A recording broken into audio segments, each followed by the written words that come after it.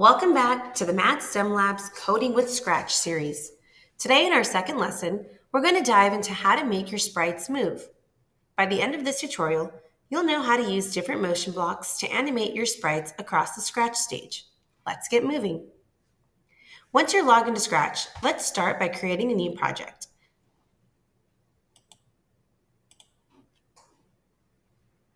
I will title mine Lesson 2, Motion.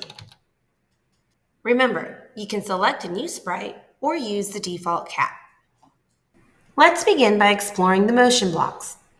In your block palette on the left, click on the Motion category. Let's start with the first 3 blocks to animate our sprite. Drag the Move 10 Steps block into your coding area. Click the block to see your sprite move. To make your sprite move farther, you can adjust the number inside the block.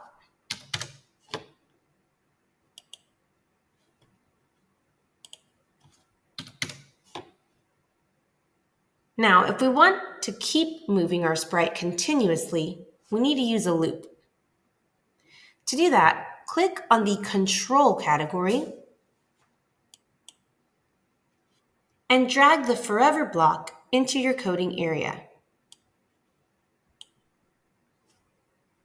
Snap the Move 10 Steps block inside. Click your Forever block to watch your sprite move. Click on the block to have your sprite stop moving. Let's drag our sprite to the middle of the screen. And now let's make things a little bit more interesting. Let's have our sprite turn a bit. To do that, go back to the Motion category. Let's add a turn clockwise 15 degrees block right underneath the Move 10 Steps block. Be sure to put it inside the Forever loop. Now, when you click the block, your sprite should be moving in a circle. Click the block to make your sprite stop. Experiment with different numbers in both the move and turn blocks. Change 10 steps to 50 steps. And instead of 15 degrees, let's try 45 degrees. Let's see what happens.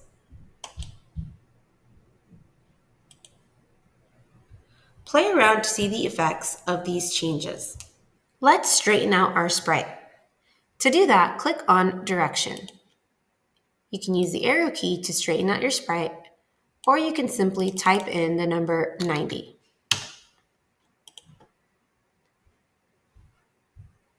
Now let's try another type of movement. To do that, let's delete this code first. Drag and drop it to the side to get rid of your code. Now, let's go back to Motion and select Go to X, Y. The numbers shown here represent your sprite's current location. Let's go ahead and change those numbers to X0 and Y0. These numbers will teleport your sprite to the center of the stage. Now we're going to learn about one of the guiding blocks. First, let's move our sprite to the bottom left part of the stage. Look at the X and Y within the guiding block. Keep an eye on the X and Y as I drag it to where we will want it to end up, on the lower right side of the stage.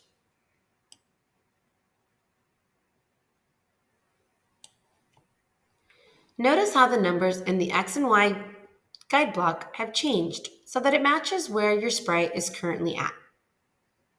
Drag that guide block into the coding area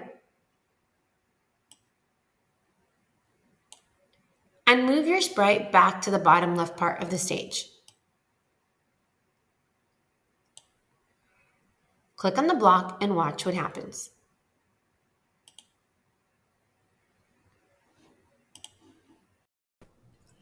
For today's challenge, I want you to create a script that makes your sprite move in a square path. Hint, you'll need to use the gliding block we just learned about and the turn blocks together. Try figuring out the right angles and the correct x and y coordinates to make a perfect square. That's it for today. You now know how to animate your sprites in Scratch using motion blocks.